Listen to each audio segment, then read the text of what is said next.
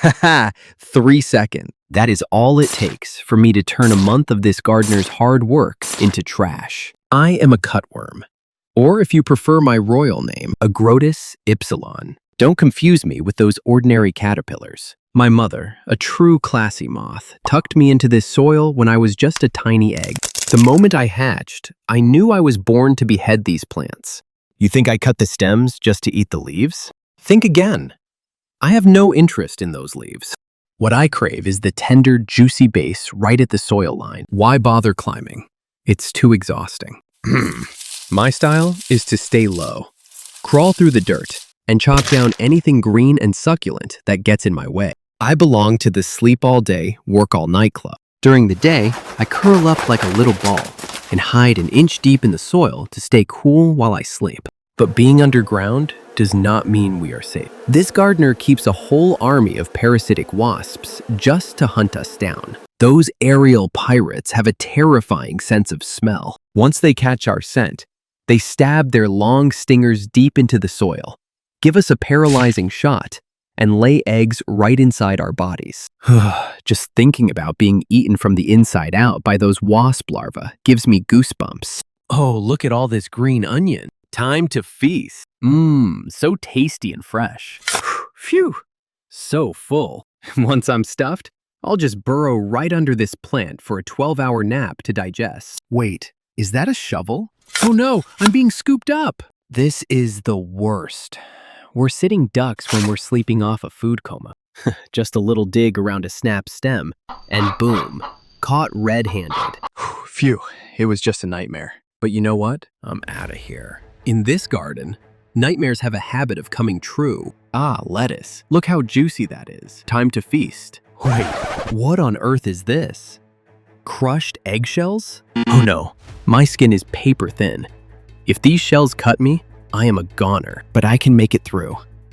1, 2, 1, 2. Squeeze through this gap, twist through that crack. Phew, I am exhausted. Achoo! Achoo!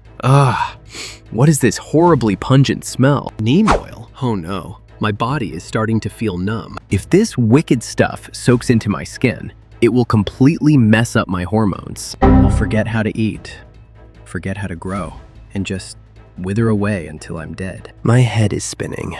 I have to crawl out of here before I lose my appetite for good. Again? Seriously? Diatomaceous earth. It is basically fossilized algae. It looks fine like powder, but to me, it is as sharp as a million tiny razor blades. If I touch it, it will slice me open and suck the life out of me instantly. Luckily for me, it is humid today. The dew has turned the powder into a mush, so those blades are dull now. I will take the risk and crawl through. I am too hungry and tired. There is no turning back now. Phew, this garden is full of tricks. I was about to call it a night, but what is that delicious smell? Cornmeal? I am so starving that I will eat anything. Time to dig in. What is happening? My stomach. Why is it swelling up like a balloon? Oh no! We cutworms cannot digest cornmeal. It is expanding inside my gut. My fellow cutworms, remember, never ever eat cornmeal.